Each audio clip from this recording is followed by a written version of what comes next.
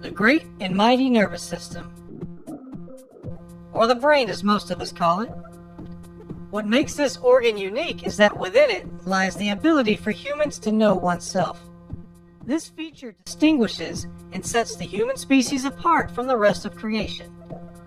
This ability is known as consciousness or intelligence. To begin, let's look at the primary function of the nervous system. The basic purpose is to coordinate all of the activities of the body.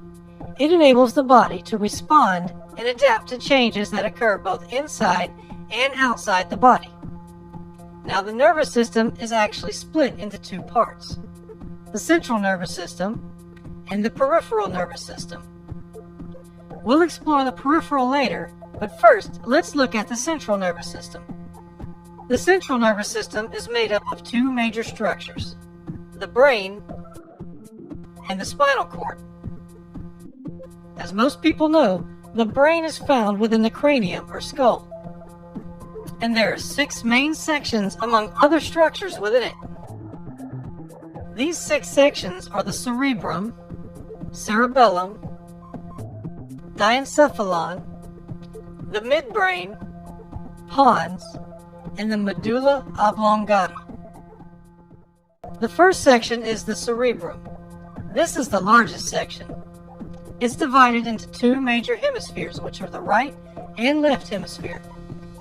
And the cerebrum is further divided into 4 lobes. These 4 lobes are the frontal, the parietal, the temporal, and the occipital. The frontal lobe is primarily responsible for reasoning and thought. The parietal is primarily responsible for integrating sensory information. The temporal is primarily responsible for processing auditory information from the ears. And the occipital is primarily responsible for processing visual information from the eyes. The second section of the brain is the cerebellum. This is the section located in the back of the head, below the cerebrum, and above the first cervical of the neck. It is responsible for muscle coordination, balance, posture, and muscle tone. The diencephalon section is found between the cerebrum and the midbrain. It contains 2 structures: the thalamus and the hypothalamus. The thalamus behaves much like a relay station and directs sensory impulses to the cerebrum. And the hypothalamus controls and regulates autonomic nervous system functions such as temperature, appetite, water balance, sleep, and blood vessel constriction and dilation. The hypothalamus also plays a role in the emotions such as anger, fear, pleasure, pain, and affection. The midbrain section is located below the cerebrum at the top of the brainstem. It is responsible for certain eye and auditory reflexes. The pons is located below the midbrain and in the brainstem. It is responsible for certain reflex actions such as chewing, tasting, and saliva production. And the last section is the medulla oblongata.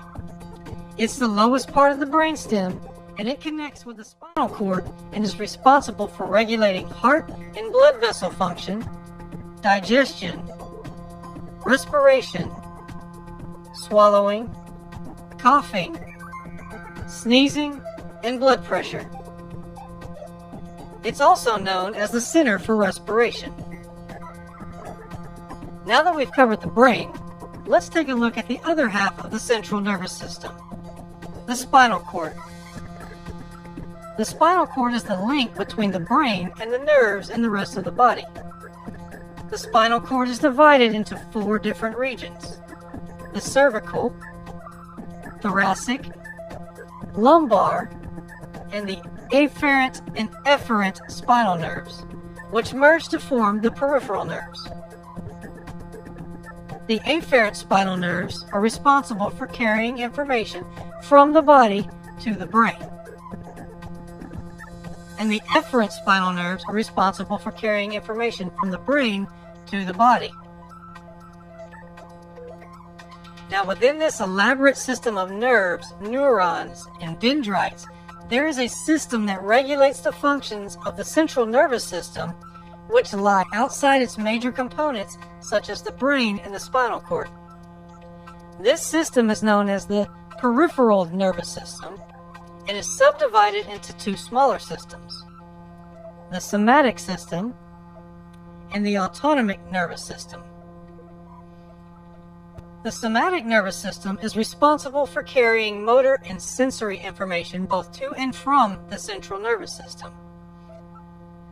This system is made up of nerves that connect to the skin, sensory organs, and all skeletal muscles. The somatic system is also responsible for nearly all voluntary muscle movements, as well as for processing sensory information that arrives via external stimuli, including hearing, touch, and sight.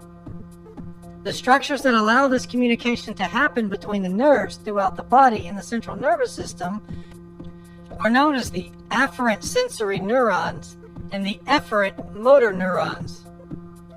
Now, afferent simply means conducting inward, and efferent means conducting outward.